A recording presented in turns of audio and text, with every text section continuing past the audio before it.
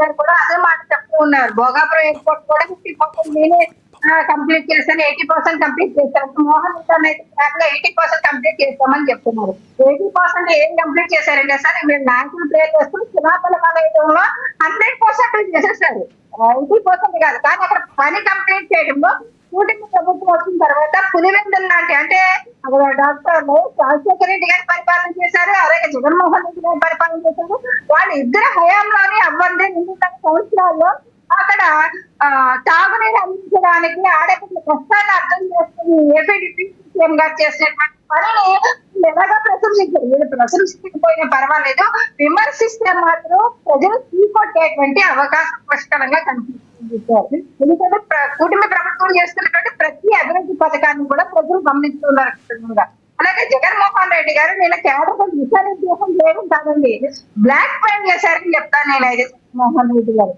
ఎందుకంటే మీరు అక్కడ ఎలా అయితే పోటీ చేస్తారో, మీరు పోటీ చేయలేకపోతే మీ కుటుంబ సభ్యులను నిలబెట్టండి, లేకపోతే వచ్చే ఎలక్షన్స్ లో సార్వత్రిక ఎన్నికల్లో మీకు సీట్లు ఇవ్వాలని చెప్పడం జరిగింది సార్. అంటే జగన్మోహన్ రెడ్డి గారు పులివెందుల్లో పార్టీని ఒక సర్పంచ్ గా నిలబెట్టబోతున్నారా, ఎంపీటీ నిలబెట్టబోతున్నారా, లేకపోతే ఒక వార్డు మెంబర్ గా నిలబెట్టబోతున్నారా సార్? జగన్మోహన్ రెడ్డి గారు కూడా పులివెందుల్లో నిలబడాలి కదా, అక్కడ కూడా ఎలక్షన్ చేయాలి కదా. మరి మన ఎంపీటీసీ ఎలక్షన్ పారిపోయారు జగన్మోహన్ రెడ్డి గారు, కేంద్రం కనబడకుండా అక్కడికి వెళ్ళిపోయినటువంటి పరిస్థితి. మాజీ ఉంటారు, ఎమ్మెల్యే అని చెప్తారు, వైఎస్ఆర్సీపీ నేతలని కూడా చెప్తారు జగన్మోహన్ రెడ్డి గారు. పులివెందుల లాంటి ఒక నియోజకవర్గంలోనే ఎలక్షన్ జరుగుతుంటే దగ్గర ఉండాల్సినటువంటి వ్యక్తులు లేకుండా వెళ్ళిపోయినటువంటి పరిస్థితులు చూసాము. అనితా నాయకులకైతే వాళ్ళ కుటుంబ సభ్యులు నిలబెట్టమని మీరు చెప్తున్నారు, ఓకే. మరి మీ నియోజకవర్గంలో మీ కుటుంబ సభ్యులు ఎవరు నిలబెట్టుకున్నారు ఆదర్శంగా ఒకసారి చూపిస్తే మిగతా మీ క్యాడర్ కూడా ఫాలో అవుతారు అన్నది నా సొల్యూషన్ సార్. ఇంకా జగన్మోహన్ గారు బ్లాక్ మెయిల్ చేస్తూ ఉన్నారు. అంటే జగన్మోహన్ రెడ్డి గారు గతంలో కష్టపడినటువంటి నాయకులన్నీ కూడా ఎమ్మెల్యే సీట్లు, ఎంపీ సీట్లు ఇచ్చేస్తానని చెప్పారు. అంతమంది ఇచ్చారా?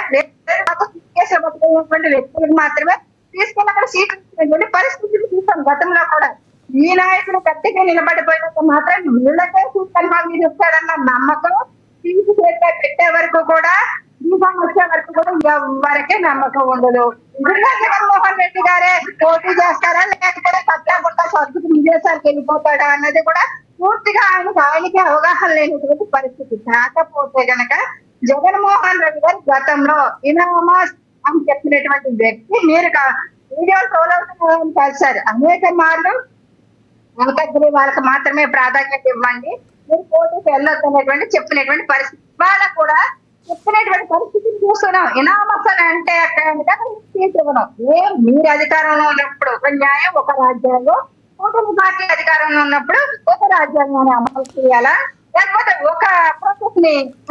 ఈ విషయంలో మీ అభిప్రాయం అర్థమైంది. ఎస్, కృష్ణవేణి గారు, ఈ మేఘన గారు నిన్న ప్రెస్ మీట్ పెట్టిన మాట్లాడిన విధానాన్ని మీరు ఎలా చూస్తారు ఒక మహిళగా?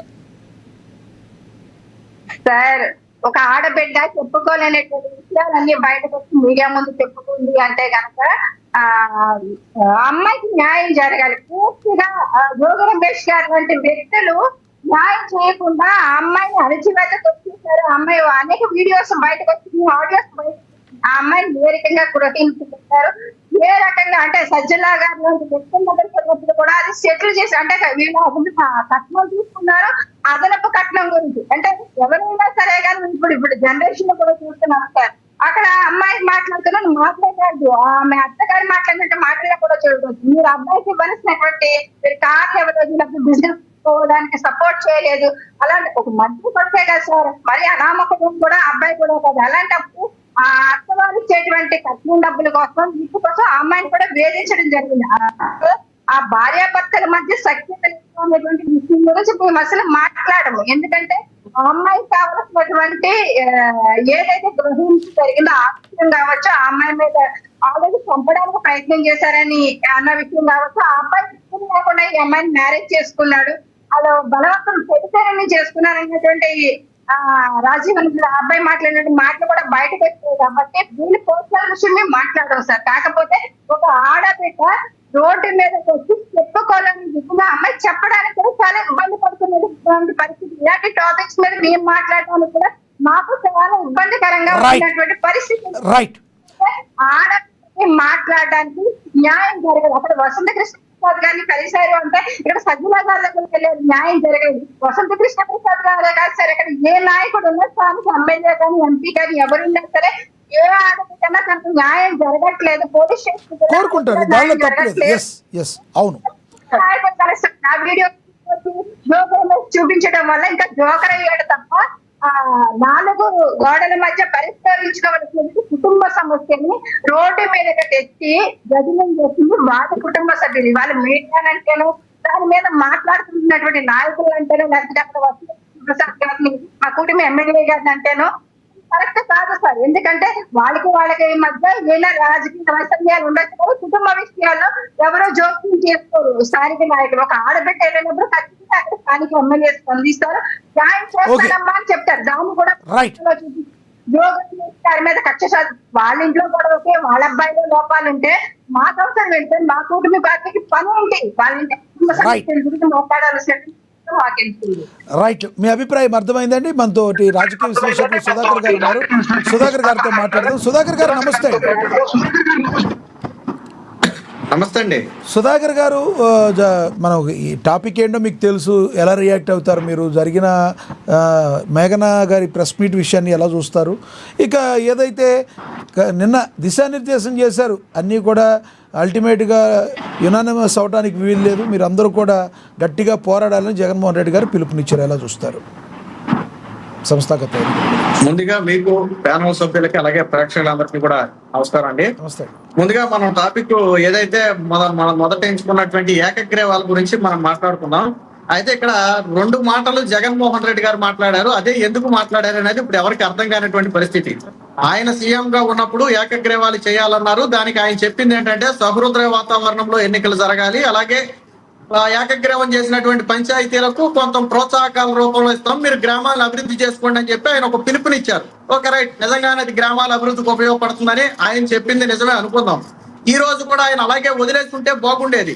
ఏకగ్రీవాలు జరిగితే నిజంగానే గతంలో జగన్ రెడ్డి గారు చెప్పినట్టు సహృదయ వాతావరణంలో పంచాయతీలు డబ్బులు వస్తాయి కాబట్టి వాళ్ళు అభివృద్ధి చేసుకుంటారనే కోణంలో వదిలేస్తే బాగుండేది. కానీ ఈ రోజు మాత్రం ఏకగ్రీవాలు జరిగితే వాళ్ళ నాయకులకు టికెట్ ఇవ్వనంటే ఏంటంటే నా ఉద్దేశం ఏంటంటే ఆ నాయకులు పనిచేయట్లేదని జగన్మోహన్ రెడ్డి గారు ఫీల్ అవుతున్నారేమో నా అభిప్రాయం. ఎందుకంటే ఆయన ఒక స్ట్రాంగ్ వార్నింగ్ బహిరంగంగానే ఇచ్చారు. ఆయన ఇందాక వైసీపీ అధికార ప్రతినిధిగా మోహన్ రెడ్డి గారు దాన్నే చాలా దమ్ముగా ధైర్యంగా మేము చెప్పుకున్నామని చెప్పారు. అదే మీరు ఏకగ్రీవాలు జరగనిస్తే మీకు టికెట్ ఇవ్వనంటాం దమ్ముగా ధైర్యంగా చెప్పుకోవడం అనేది ఎలాగనేది నాకైతే అర్థం కాలేదు. గతంలో జరిగినట్టుగా వాస్తవానికి ఇప్పుడు ఎక్కడా కూడా కూటమి ప్రభుత్వం ఏకగ్రీవాలు పిలుపునివ్వలేదండి. నిన్న కూడా ఎవరో మినిస్టర్ గారు మాట్లాడుతూ మేము ఏకపక్షంగా ఎక్కడ ఎన్నికలు జరగవు, ప్రజాస్వామ్యబద్ధంగా ప్రతి ఒక్కరూ పోటీ చేయాలని చెప్పారు తప్ప జగన్మోహన్ రెడ్డి గారు పిలిపించినట్టుగా ఏకగ్రీవాలకు పిలుపునివ్వలేదు. మరి అప్పుడు జగన్మోహన్ రెడ్డి గారు ఏకగ్రీవాలకు ఎందుకు పిలుపునిచ్చారు, ఇప్పుడు కూటమి ప్రభుత్వం ఎందుకు పిలుపునివ్వట్లేదు అనేది వాళ్ళే అర్థం చేసుకోవాలా. నిజంగా ఏకగ్రీవాలు జరగకపోతే